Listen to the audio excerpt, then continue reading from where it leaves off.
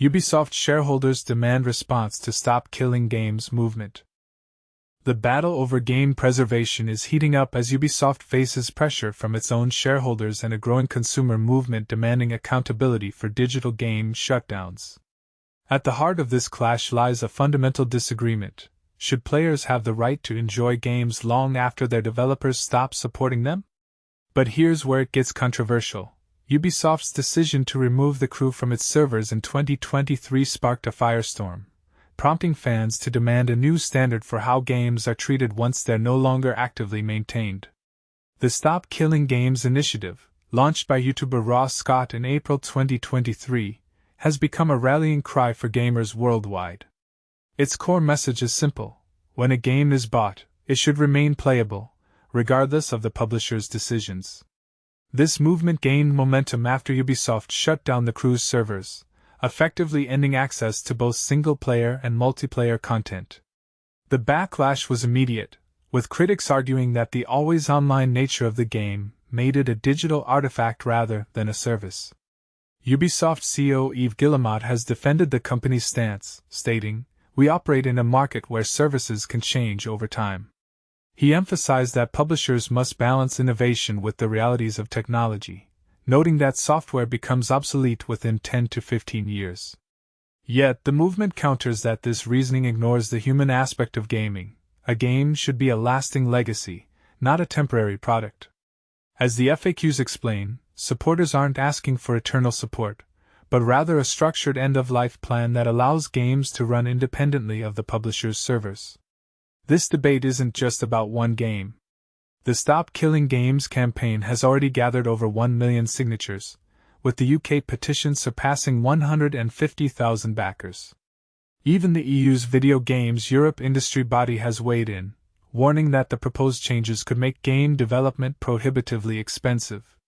But the movement's advocates argue that companies like Gran Turismo Sport and Knockout City have already demonstrated that responsible shutdowns are possible. So, what's the real issue here? Is it a matter of corporate responsibility or consumer rights? Should publishers be held accountable for the lifespan of their games, or is it their right to update or retire titles as they see fit? The answer may lie in how we define the value of a game, a fleeting experience, or a lasting cultural treasure. As the Stop Killing Games movement continues to push for change, one thing is clear: the future of gaming is at a crossroads. Ubisoft shareholder confronts CEO over woke Assassin's Creed controversy. Sometimes, shareholder meetings can be surprisingly intense, especially in the world of video games where passionate fans occasionally step beyond keyboard warriors to confront CEOs face-to-face. Earlier this month, during Ubisoft's July 10th annual shareholder meeting, one particularly outspoken investor, who also happened to be a longtime gamer, boldly challenged the company's leadership about the so-called woke direction of Assassin's Creed Shadows. This isn't your typical dry business discussion. During the Q&A, this shareholder didn't hold back, diving straight into the controversy surrounding the latest Assassin's Creed installment. First off, about Assassin's Creed Shadows, there's been a lot of chatter and debate around this game. They began. Ubisoft has been criticized for embracing what some call a woke trend. For example, this game is set in 16th century medieval Japan, yet it features an African samurai as the main protagonist, a daring and unusual choice. What's more, one storyline allows your character to fall in love with a transgender character. Then, with a rhetorical flourish that could rival any cinematic villain, the investor asked, "So, is this about inclusivity, or is it just political posturing? How do you address Ubisoft's tarnished reputation, which some say might even threaten the company's core? Is this an authentic expression of openness, or should fans expect a retreat from this so-called leftist political agenda? And honestly, do you believe there's room in entertainment for such themes?" Assassin's Creed Shadows, which launched in March, has since risen to become the third best-selling game of 2025. Yet before release, it faced a tidal wave of online backlash, often fueled by manufactured outrage. While the game is the first in the series to explore Japan's rich history, its inclusion of Yasuke, a black samurai and real historical figure, drew disproportionate scrutiny. Adding to the controversy, the game also introduces a bookie, a non-binary Ronin who players can romance if they choose. Even the game's detailed destruction mechanics, which extend to sacred shrines within the world, sparked online debates about respecting cultural heritage. Public figures like Elon Musk chimed in, with Musk controversially claiming, "DI kills art," in response to the game's announcement. Ubisoft's producer Marc-Alexis Coty later pushed back against what he called hate-fueled commentary.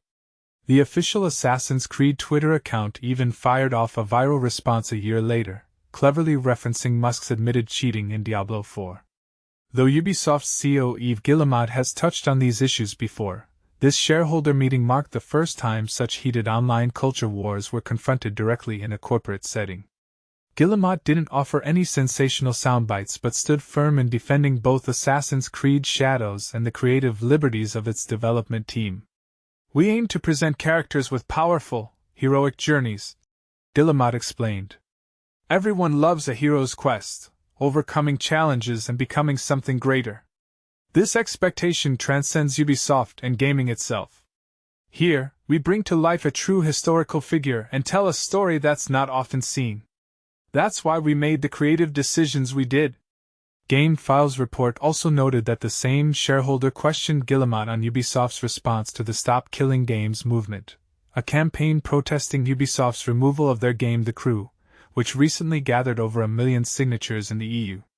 Guillemot acknowledged the challenge, stating, "Not every game can be supported indefinitely, but addressing these concerns is something we're actively working on." Other investors raised questions about Ubisoft's competition with Riot Games' Valorant, the company's declining stock performance, and whether Ubisoft would invest more in mid-tier AA titles. Guillemot pointed to franchises like Anno and Rayman as examples but seemed to affirm Ubisoft's commitment remains heavily tilted toward their largest blockbuster franchises. But here's where it gets controversial. Does Ubisoft's bold choice to spotlight diverse characters enhance the gaming landscape, or does it alienate a segment of its fanbase?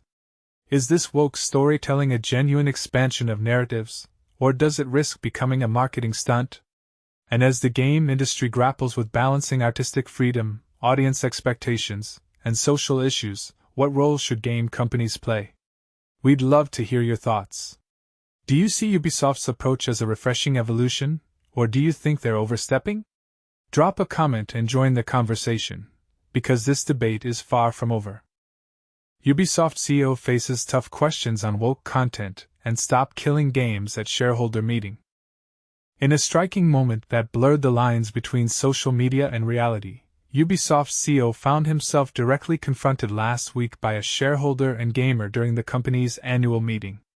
This encounter revolved around two of the most vocal criticisms aimed at Ubisoft. One was a backlash against the inclusion of a black samurai in the latest installment of Assassin's Creed, titled Shadows. The other was a widely circulated online petition criticizing game publishers for making older online games unplayable. The shareholder boldly asked Yves Guillemot, the CEO of Ubisoft, during the question and answer segment of the meeting held in Paris. "Woke or not woke?" This pointed inquiry was part of a live translation of the event, making it accessible to a broader audience. Later, the same individual pressed further, inquiring about the Stop Killing Games movement, asking, "Do you support that petition?" I will provide the complete questions along with Guillemot's detailed responses shortly.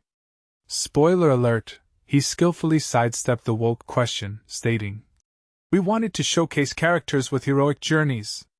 Regarding the petition, he mentioned that the company is actively addressing the issues surrounding online games.